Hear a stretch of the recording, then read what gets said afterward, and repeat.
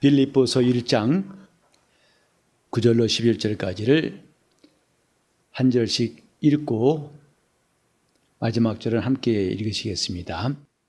내가 기도하노라 너희 사랑을 지식과 모든 총명으로 점점 더 풍성하게 하사 너희로 지극히 선한 것을 분별하며 또 진실하여 허물 없이 그리스도의 날까지 이르고 예수 그리스도로 말미암아 의의 열매가 가득하여 하나님의 영광과 찬송이 되게 하시기를 원하노라. 아멘. 여러분을 위해 기도한 사람이 있습니까? 물론 잠깐은 기도하겠지만은 그 기도를 계속 해주는 분이 얼마나 있습니까? 제가 가끔가다 깜짝 놀랄 만한 일이 뭐냐면 평소에 기대도 안 했던 생각도 안 했는 분이 마지막에 말씀하세요. 목사님 힘내세요. 제가 기도하고 있습니다. 저는 그분이 저를 위해서 기도할 거라고 생각도 못했었는데 한 번은 그분이 이 교회 청소하시면서 아무도 없는데 목사님 제가 계속 기도하고 있습니다. 참 그런 분의 기도로 내가 힘을 낼 수 있고 여기까지 왔구나 싶으니까 얼마나 감동이 되는지요.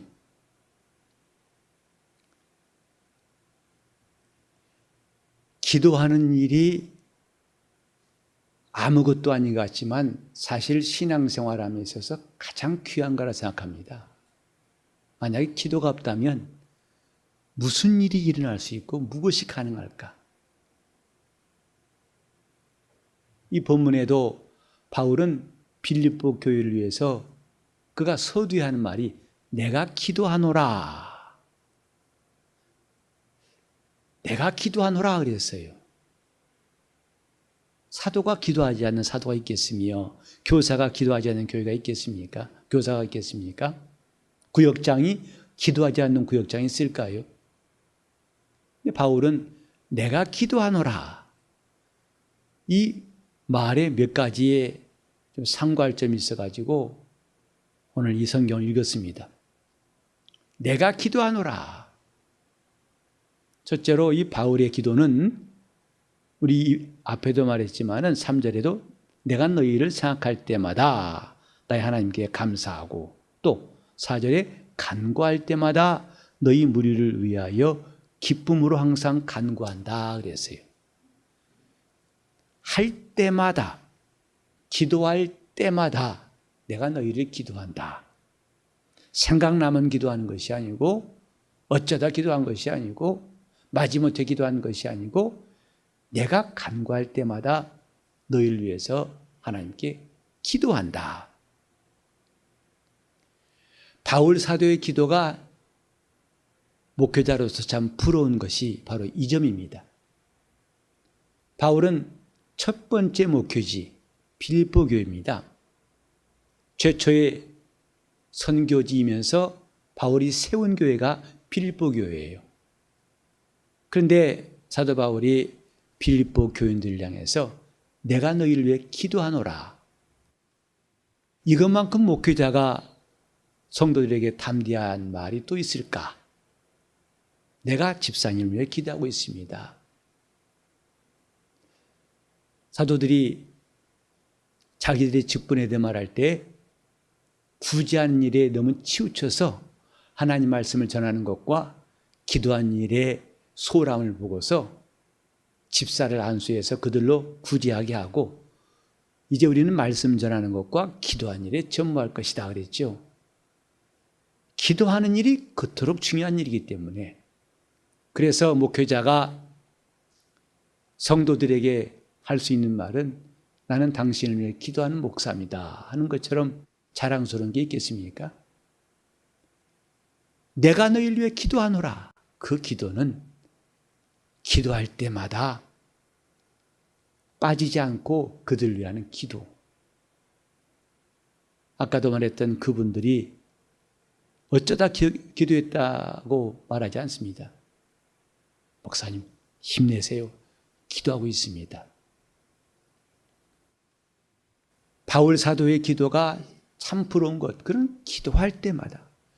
근데 이런 기도가 그냥 나오는 게 아니죠.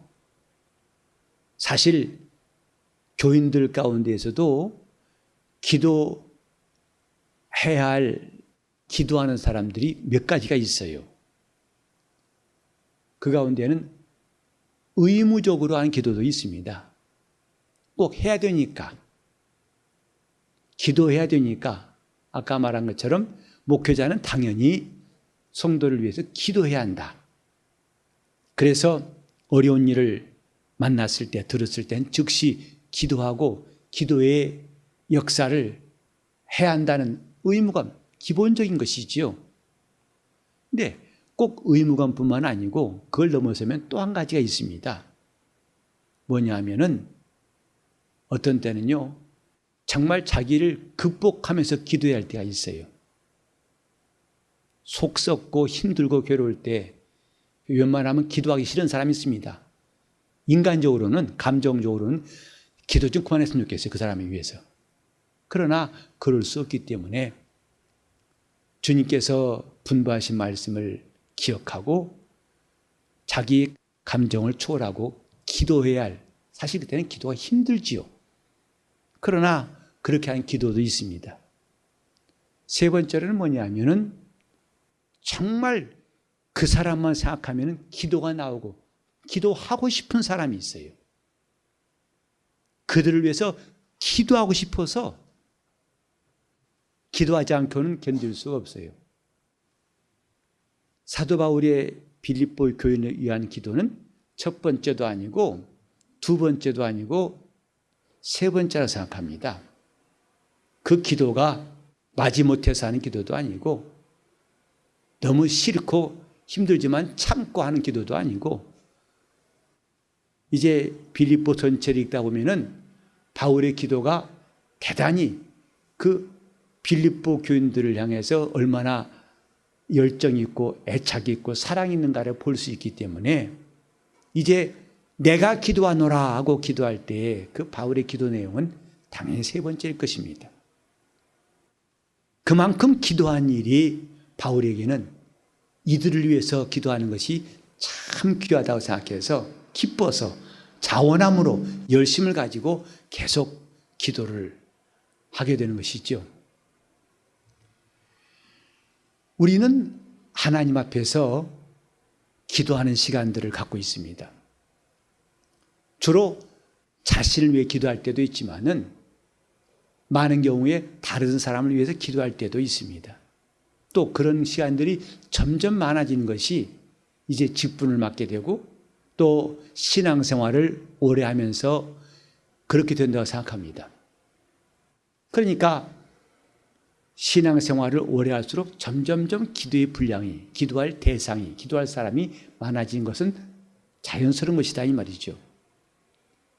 그런데 바울은 어떻게 우리가 기도해야 할 것인가, 기도의 내용을 말하고 있습니다. 그 내용도 보면 참 우리가 하나하나 다 우리 기도 제목으로 삼고 싶은 내용들입니다. 그대로 가져와서 이렇게 기도하고 싶은 건데, 첫째는 너희 사랑을 지식과 모든 총명으로 점점 더 풍성하게 하사. 바울이 빌립보 교인들을 향해서 한 첫 번째 기도는 사랑을 더 풍성케 하시기를 구한다 이것입니다. 사랑이 점점 많아지게 하는 것. 그러니까 주님을 사랑하는 것이 또 교회를 사랑하는 마음이 다 똑같지 않는데 점점 많아지기를, 더 풍성하기를 기도한다. 주님을 사랑하는 것이 그저 주일날 성수하는 거 가지고 주님 나 할 일 다 했으니까 더 이상 요구하지 마세요, 이렇게 할 수 있어요. 그리고 자기가 교회 일에 열심히 참여해서 주님을 사랑함을 표현할 수 있어요. 더 나가서 복음을 위해서 수고하고 선한 일을 하면 앞다투어서 심지어는 희생적으로 헌신적으로 주님께 봉사한 사람도 있습니다. 근데 놀라운 것은요, 주님은 그 사랑을 재보신다는 것이다 이 말이에요. 누가복음 7장 보면은 바리새인 시몬과 죄인인 여자가 와서 두 사람이 주님께 한 일을 주님은 하나하나 비교하셨어요. 그리고 말씀하시기를 이 사람이 사랑한 것이 많음이라 했어요. 많고 적음을 주님은 구별하신다는 사실이에요. 우리가 의롭고 안 의롭고는 그건 따지지 않습니다. 그건 100% 주님께서 의롭다 하시고 그분의 의로서 우리를 구원하셨으니까. 그러나 우리가 그를 사랑하는 분량은 그분도 달아보신다 이 말이죠. 그래 사도 바울은 너희가 사랑이 더 풍성하게 하시기를 구하노라. 근데 주님을 사랑하되 여기 중요한 두 가지가 뭐냐면 곧 지식과 모든 총명으로 풍성해지게 한다. 너희가 하나님을 사랑하되 또 그 사랑을 이웃들이 나타내되 그 사랑에 두 가지 중요한 요소가 필요하다. 하나는 뭐냐? 지식으로 사랑이 풍성해지고 또 총명으로 사랑이 풍성해지고 즉 맹목적인 사랑 그저 다 덮어놓고 그냥 뜨겁게 이것이 아니라 그 사랑이 풍성해지는데 첫째는 지식이 있어서 풍성해지기 바란다. 곧 하나님을 알므로 그분을 알기 때문에 더 의지하고 사랑할 수 있는 것. 두 번째로 총명이라는 것은 다른 번역 보니까 분별력 혹은 통찰력으로 많이 번역되어 있어요. 그러니까 이것이 정말 주를 사랑한 것인지 아닌지 주의 나라를 위한 것인지 아닌지 이걸 분별할 줄 알고 영들을 분별할 줄 알고 분별력이 없는 사랑은 무모한 사랑일 수 있다 이 말이죠. 그래서 너희가 하나님을 사랑한 줄 아는데 내가 기도하는 것은 그 사랑이 더욱더 풍성해지길 원하노라. 이걸 구하노라. 하나님을 사랑함이 많음이라. 바리새인 시몬아 이 여자가 왜 이렇게 안 좋아하니? 이런 사랑함이 많음이라. 두 번째로 그가 구한 것은 뭐냐면 너희로 지극히 선한 것을 분별하며 또 진실하여 허물이 없이 그리스도 날까지 이르기를 원하노라. 다시 말해서 이 모든 일에 지금부터 주님의 날까지 한 번도 굽은 적도 없고 꺾인 적도 없고 떨어진 적도 없고 이대로 계속 가서 예수 그리스도의 날까지 이르기를 원하노라. 마라톤 선수가 출발은 잘했지만은 결승점에 가지 못하면 아무 소용없는 것처럼 우리는 그날에 이르기까지 잘 가는 것이 중요한 것입니다. 거기까지 이르기를 원하노라. 되시겠어요? 그러니까 하나님께서 우리에게 원하시는 것이 언제까지냐? 그리스도의 날까지 이르기 원하노라. 이제 저도 신앙생활을 수십 년 하면서 느끼는 것은 끝까지 가지 못한 사람이 참 많더라고요. 한때는 굉장히 잘 나간 사람 같은데 어느 순간에 안 보여요. 펄펄 뛰고 굉장하던데 하루아침에 안개처럼 안 보인다 이 말이죠. 예수를 잘 믿읍시다는 말은 여러 가지로 표현하겠지만 그날까지 갑시다. 그 뜻도 포함할 것입니다. 여기서 우리가 주님을 섬기고 주 앞에 충성한 것 그대로 주 예수의 날까지 이룰 수 있도록 그것은 우리 서로가 축복해야 할 내용입니다. 예수 그리스도의 날까지 이르기를 내가 구하노라. 어떻게? 지극히 선한 것을 분별하며 이건 하나님께 속한 것이 지극히 선한 것이죠. 그리고 이걸 분별할 줄 알고 또 진실하고 허물이 없이 다른 성경에 보면 흠과 티나 주름 잡은 것이 없이라고 나와 있어요.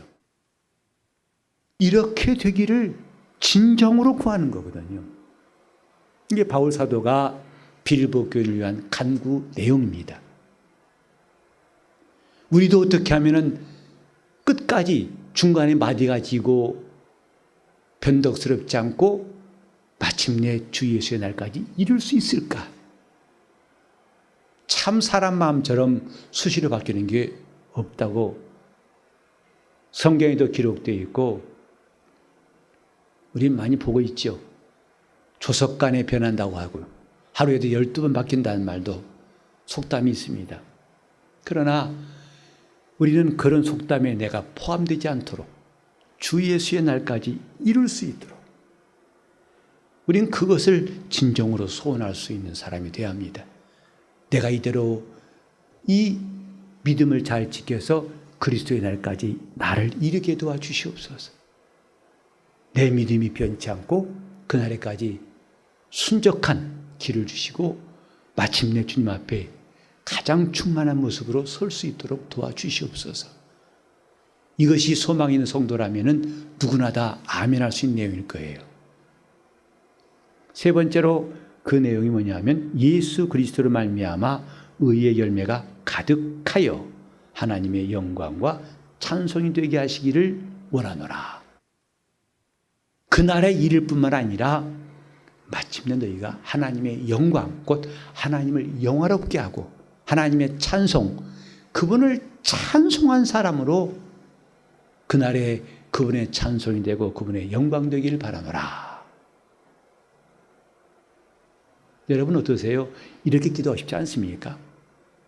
이 밤에 나와서 다른 때는 혹시 어떻게 기도했을지 오늘만은 사도 바울이 빌립보 교회를 위해서 기도했던 그 하나하나가 나의 기도가 되고 또 하나님 앞에 간구하는 내 진정한 소원 될 수 있도록 지금 내가 예수를 어떻게 믿고 있는가를 돌아보면서 내가 과연 그날에 주님의 영광과 찬송이 될 수 있을까?